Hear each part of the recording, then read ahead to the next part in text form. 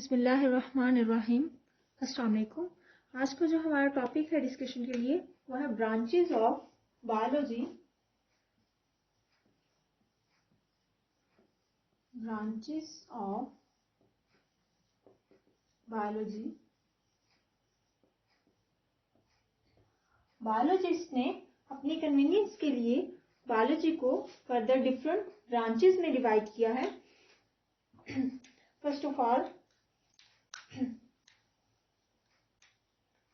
Cytology,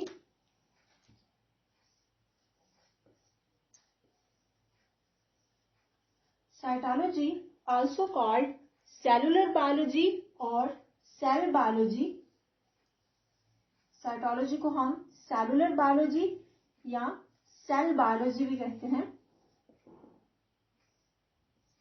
ये basically branch है biology की जिसमें हम स्टडी करते हैं about structure and function of cells. इस ब्रांच में मेनली हम सेल के बारे में about the structure, function plus multiplication यानी कि सेल की डिवीजन के बारे में। इसके अलावा about the pathology of cell. ठीक है, आइदर वो आपके पास एनिमल सेल्स है या प्लांट सेल है या किसी माइक्रो ऑर्गेनिज्म, कोई भी आपके पास माइक्रो ऑर्गेनिज्म है, सिंगल सेल ऑर्गेनिज्म है आपके पास, तो बेसिकली हम साइटोलॉजी के अंदर एक सेल के स्ट्रक्चर को, उसके फंक्शन को, सेल किस तरह से डिवाइड होता है, और पैथोलॉजी यानी कि डिजीज जो है उसको सेलुलर लेवल पे भी स्टडी करते हैं। इसके अलावा इस ब्रांच में हम मेनली जो विद इन सेल ऑर्गेनेलिस होते हैं उनको भी स्टडी करते हैं। यानी कि एक सेल जो कि बेसिकली डिफरेंट ऑर्गेनेलिस से मिलकर बना हुआ है, तो उन ऑर्गेनेलिस के स्ट्रक्चर और उनके फंक्शन को भी स्टडी करते हैं। नेक्स्ट जो ब्रांच है बायोलॉजी की वो है मॉलिक्यूलर बायोलॉजी। समटाइम सेल और मॉलिक्यूलर बायोलॉजी इनको हम कलेक्टिवली भी स्टडी करते हैं। Second one is the molecular biology.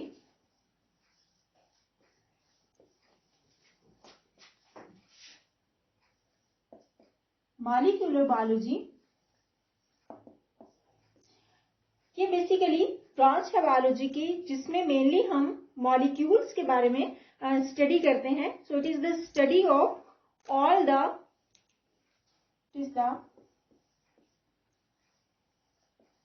Study of all molecules, और बेसिकली वो मॉलिक्यूल्स जो कि इंपॉर्टेंट रोल प्ले करते हैं मेंटेनेंस ऑफ लाइफ के अंदर। फॉर एग्जाम्पल इसमें हम बेसिक जो 4 मेजर कैटेगरीज हैं मॉलिक्यूल्स की, जिसमें carbohydrates, lipids, proteins and nucleic acids.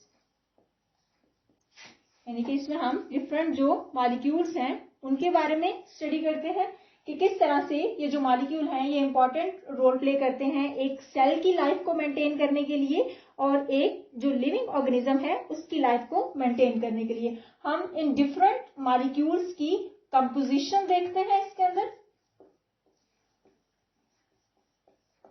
यानी कि ये मॉलिक्यूल्स फर्दर किससे मिलकर बने हुए हैं, और इसके अलावा इन मॉलिक्यूल्स की इंटरेक्शन।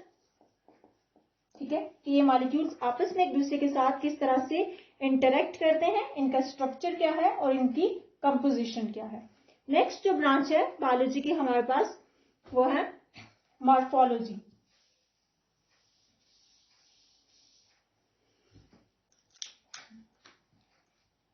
मॉर्फोलॉजी ग्रीक वर्ड से डिराइव हुई है। ये जो टर्म है आपके पास, morph mean shape,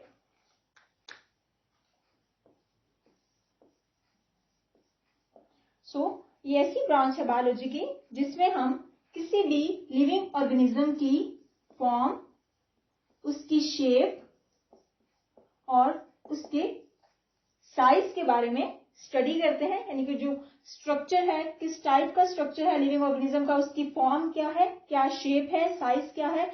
just for example अगर हम देखें कि जो बर्ड्स हैं वो पोजेस करते हैं, फेदर्स पोजेस कर रहे हैं, या बीक है तो बीक का क्या स्ट्रक्चर है, उनके जो फेदर है उनकी फॉर्म क्या है, शेप क्या है, या ओवरऑल किसी भी ऑर्गेनिज्म की जब हम साइज की बात करते हैं या उसके कलर की बात कर रहे होते हैं, तो ये सारे का सारा हम किसके अंदर स्टडी करते हैं, मॉर्फोलॉजी में। तो बेसिकली हम कह सकते हैं कि जो एक्सटर्नल स्ट्रक्चर होता है, जो एक्सटर्नल अपीयरेंस होती है किसी भी ऑर्गेनिज्म की, लिविंग ऑर्गेनिज्म के एक्सटर्नल स्ट्रक्चर को हम जिस ब्रांच में स्टडी करते हैं वो मॉर्फोलॉजी कहलाती है। Next one is the anatomy. Anatomy is another branch of biology. Anatomy basically दो ग्रीक वर्ड से ये टर्म निकली है।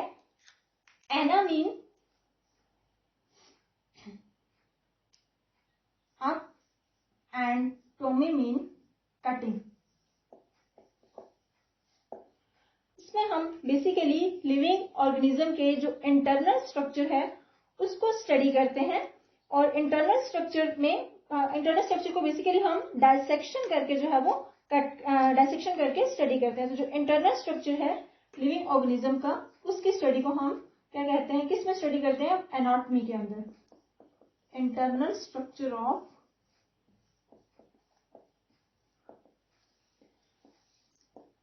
लिविंग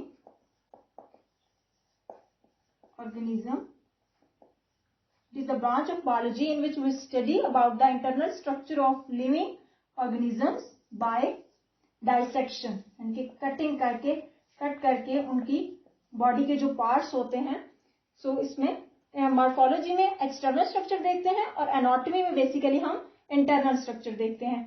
एनाटॉमी को फर्दर इसकी जो टू मेजर टाइप्स है, एक होती है आपके पास ग्रॉस एनाटॉमी, और सेकेंड जो है वो आपके पास है माइक्रोस्कोपिक एनाटॉमी। ग्रॉस एनाटॉमी में हम बेसिकली किसी भी जो लिविंग ऑर्गेनिज्म है उसको कट करते हैं और जो मेजर ऑर्गन्स होते हैं और जो ऑर्गन सिस्टम है उसकी बॉडी के, उसको स्टडी करेंगे। और माइक्रोस्कोपिक एनाटॉमी में हम जो माइक्रोस्कोपिक लेवल पे टिश्यू को, फर्दर सेल्स को जो है वो स्टडी करते हैं, यानी कि ऑप्टिकल इंस्ट्रूमेंट्स को यूज करते हैं। और ग्रॉस एनाटॉमी में जस्ट हम जो वैसे ही जो अपीयरेंस हो रही होती है, यानी कि आपने कट किया, अगर हार्ट का स्ट्रक्चर आप देख रहे हैं, अगर लिविंग ऑर्गेनिज्म की हम बात करें तो आप लिविंग ऑर्गेनिज्म को जब ऑपरेट करते हैं, डाइसेक्ट करते हैं, तो उसका जो स्ट्रक्चर, ओवरऑल जो स्ट्रक्चर आपको नजर आ रहा होगा, तो वो हम किस में स्टडी करते हैं, ग्रॉस एनाटॉमी के अंदर। कंप्लीट जो है वो स्टडी की जाती है कि अपीयरेंस क्या है। फॉर एग्जांपल कोई भी अगर ऑर्गन है उसकी अपीयरेंस क्या है, उसकी लोकेशन क्या है, और जो दूसरे पार्ट्स हैं, यानी कि एक सिस्टम की अगर हम बात करें तो एक सिस्टम के अंदर जो डिफरेंट ऑर्गन्स हैं, ऑर्गन सिस्टम के अंदर, तो एक ऑर्गन का दूसरे ऑर्गन के साथ जो है वो क्या इंटरेक्शन है, ये जो कंप्लीट स्टडी है ये जिस ब्रांच के अंदर की जाती है वो एनाटॉमी कहलाती है। एट वेरी फर्स्ट जिसने डायसेक्शन करके लिविंग ऑर्गेनिज्म को स्टडी किया था वो अरिस्टोटल था। अरिस्टोटल ने ऑलमोस्ट 35 डिफरेंट एनिमल्स को डायसेक्ट किया था एट वेरी फर्स्ट। नेक्स्ट जो ब्रांच है आपके पास बायोलॉजी की वो है हिस्टोलॉजी।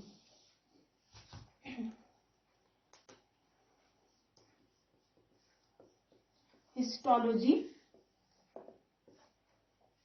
इस ब्रांच में हम मेनली स्टडी करते हैं टिश्यूज के बारे में।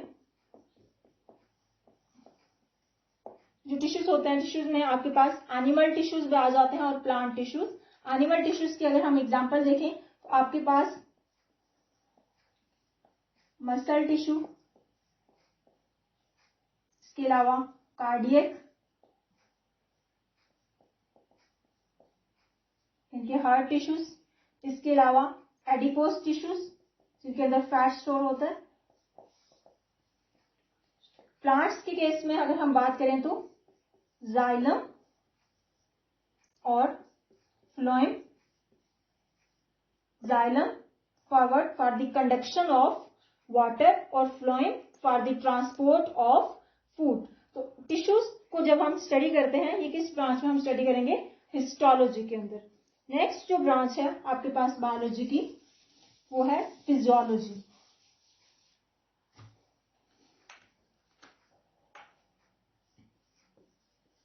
फिजियोलॉजी, जो फिजियोलॉजी है ये बेसिकली ग्रीक वर्ड से भी ये टर्म जो है वो आपके पास डिराइव हुई है। फिजियो में नेचर या ओरिजिन।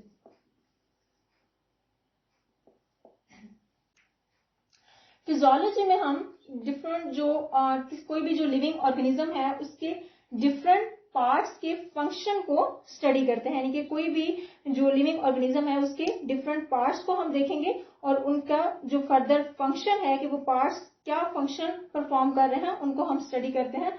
फॉर एग्जाम्पल के जिस तरह से हम अगर बात करें कि हार्ट जो है इसका मेन फंक्शन क्या है? For the pumping of blood, ठीक है, blood pumping important main function है किसका? हार्ट का। और अगर हम लिवर की बात करें तो लिवर का जो इंपॉर्टेंट फंक्शन है वो है फॉर द प्रोडक्शन करता है बाइल की आपके पास। तो ये जिस ब्रांच के अंदर हम स्टडी करते हैं कि कोई भी आपके पास ऑर्गन है, वो ऑर्गन किस लिए है, वो क्या रोल प्ले कर रहा है बॉडी के अंदर, उसके फंक्शन को जब हम स्टडी करेंगे तो वो किसके अंदर आएगा? फिजियोलॉजी के अंदर आएगा। इसमें हम क्या स्टडी करते हैं? Functions of different body parts of any living organism.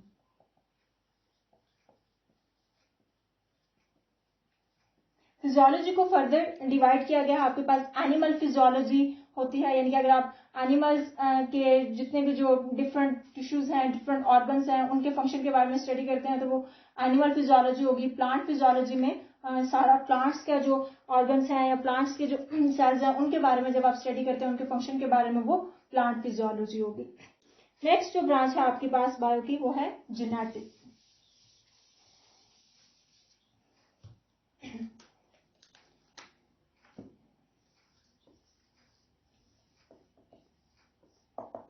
Genetics के अंदर हम बेसिकली स्टडी करते हैं जीन्स को और उसका जो रोल है इनहेरिटेंस के अंदर। The study of genes and their roles in inheritance.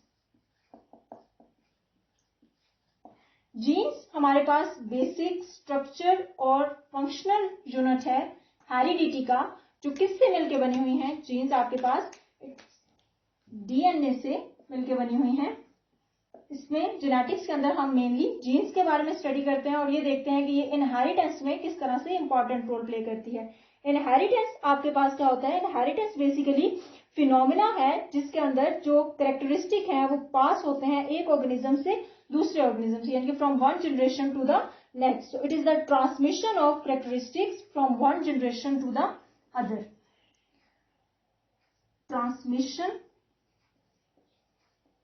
Pass on होना, transmission of characteristics from one generation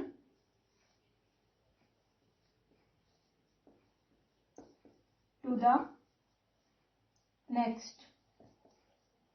parents से ऑफस्प्रिंग में जब कैरेक्टरिस्टिक्स जो है वो ट्रांसमिट होते हैं, वो किस फॉर्म में? जीन्स की फॉर्म में ट्रांसमिट हो रहे होते हैं। नेक्स्ट जो ब्रांच है बायोलॉजी की हमारे पास वो है इकोलॉजी या एनवायरमेंटल बायोलॉजी। एनवायरमेंटल बायोलॉजी में हम लिविंग ऑर्गेनिज्म का इंटरेक्शन देखेंगे उनके एनवायरमेंट के साथ। Environmental biology also called ecology. Environmental biology ऐसी ब्रांच है बायो की जिसमें बेसिकली हम स्टडी करते हैं इंटरेक्शन लिविंग ऑर्गेनिज्म का with their environment, and which is the branch of biology in which we study about the interaction of living organism